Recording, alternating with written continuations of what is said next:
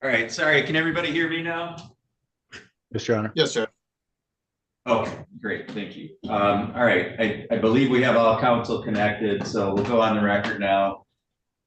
In Hamel versus Munson and other defendants, this is Crawford County case number 2111065. And if I could just have all counsel put your appearances on, starting with plaintiff, please. Good morning, Your Honor. Albert Dibb appearing on behalf of the plaintiffs. Thank you, Your Honor. David Busker on behalf of the Munson defendants. Justin Hackala on behalf of Dr. Atchison, Your Honor. Good morning. Good morning, James Frisch on behalf of Dr. Eden and EMPG. Morning, Your Honor. Patricia Shabath, also on behalf of Dr. Atchison. Okay, thank you. We're on the record this morning. We've got a number of different motions set for hearing today by a number of the respective defendants. And, unfortunately, I had some issues in terms of getting the briefs from the parties. So I did receive all of Munson, and when I say receive, I'm talking about judges' copies. So I did receive Munson's, their motions, and the briefs. I did receive EPMG's. The Atchison defendants, I mean, I know the motions were filed, but I did not receive judges' copies of those. And then the plaintiff's answers, well, I know there was an email from October 9th where I believe the email had a link to like an iCloud kind of thing where they were downloadable. The court just received those written copies of those yesterday. So, I've had a real problem in terms of being prepared for this hearing today, based on, the lack of receiving these things. And so what's ultimately what we're going to do today is I'm going to ask all counsel to confer and come up with some new dates for a hearing on this, and then notify my office. But just a couple of things I want to comment on. First of all, if counsel's not aware, they should be aware that, this is a 3-county circuit. My office is actually in Gaylord. This is a Crawford County case in Grayling. And I know just talking to the clerk in Grayling, it's been a bit of a problem where some of the parties are sending judges' copies along with the file copies to Grayling. And that's a problem because my office is here in Gaylord. So all judges' copies need to be sent to my office in Gaylord. And particularly in this case where the documentation is extremely voluminous, the court, if we're talking about a brief that's a couple pages, I don't think the clerk would have a problem just mailing me the judge's copy. The problem is when it's stacks and stacks of materials, I don't think it's reasonable to expect the court to go through the expense and the labor of repackaging that and then sending it on when it should be sent to my office in the first place. So what ends up happening is I'm in Crawford County a couple days a month. When I'm there, the clerk will hand deliver to me judges' copies that are sent there if they're huge stacks of documents, which is a delay in my getting those documents. The other thing is, it's not realistic for the court to, access some type of iCloud or other site to download briefs like the plaintiffs did on October 9th.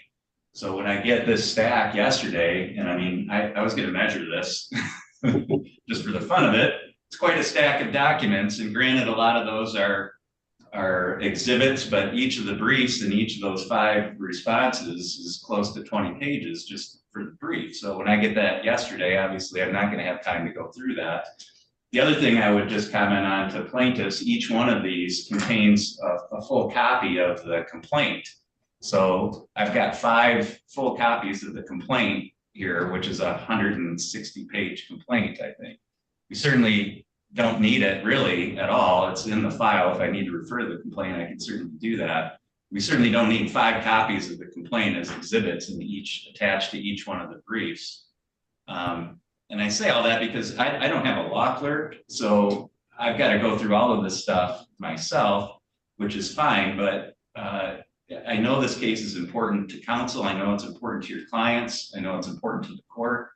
And it's important to me to be able to give you all timely rulings and have timely hearings on these things. And to the extent that I get, these massive stacks of documents which contain significant repetitory copies of things, it just makes my job much more difficult to distill that down to what are the issues we're dealing with in this particular motion, and to be able to look at the things that really matter to that without having to go through an 18-inch or 24-inch high stack of documents, which contain in some large part just the same thing over and over and over again. So those are the issues I want to address with counsel. So the number one issue, please send judges copies, hard copies, to my office in Gaylord. If they're going to be significant in length, regardless of what the time limits are in the court rules, the earlier you can get those to me, the better, so that I can go through them and be prepared to rule on the record, which these are all motions which I could. And in the history of this case, I think there's only one motion that I've done a written opinion on. So I do try to get oral opinions from the bench to give the parties an opportunity to continue moving forward with their case. So please send those judges copies as early as possible, and only to my office in Gaylord. So in particular, I am going to ask the Atchison defendants, to the extent that you did provide those to the clerk in Grayling, if you can send judges copies of your motions to my office in Gaylord.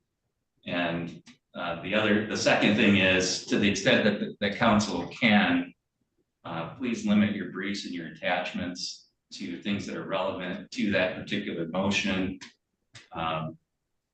and portions of those documents that are relevant to that particular motion. So in other words, if the motion deals with certain paragraphs of the complaint, just give me those paragraphs, please. It just, again, it makes my job easier, but more importantly, it's going to help me get rulings to you guys so that your clients can all move forward with what is important litigation to all of them.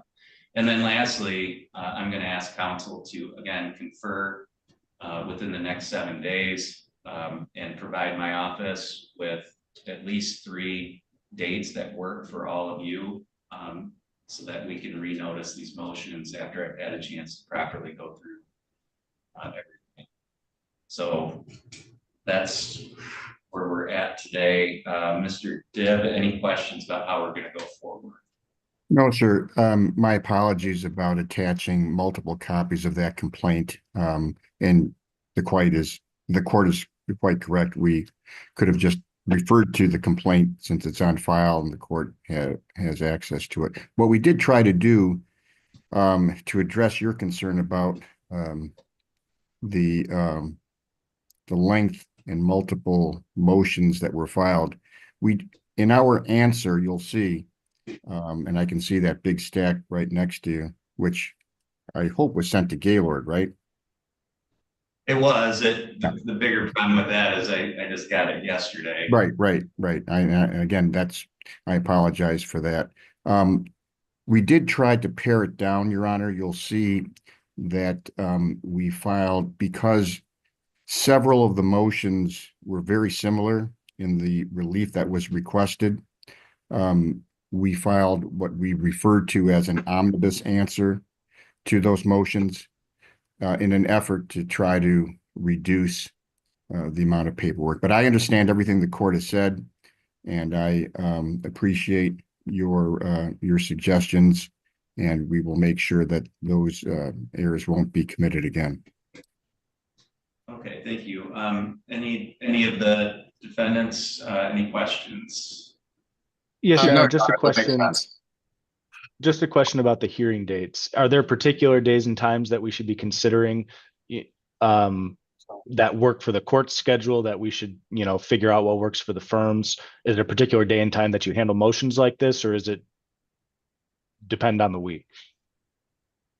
It definitely depends on the week. The best options are going to be the first week of every month, or what what I call a motion week, where I hear all these different types of motions in each county. And the Thursday of the first full week of each month is my Crawford day.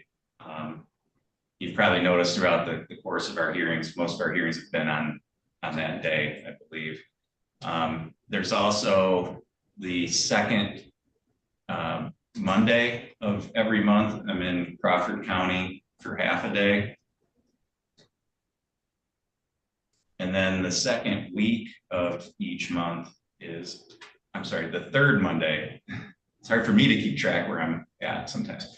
The third Monday of every month is when I'm in Crawford County in the afternoon. And then the second full week of each month is my Crawford County trial week. And so occasionally there are weeks where, you know, trials settle or plead out, and I get days that open up during that trial week. So those are the most preferred times. Okay.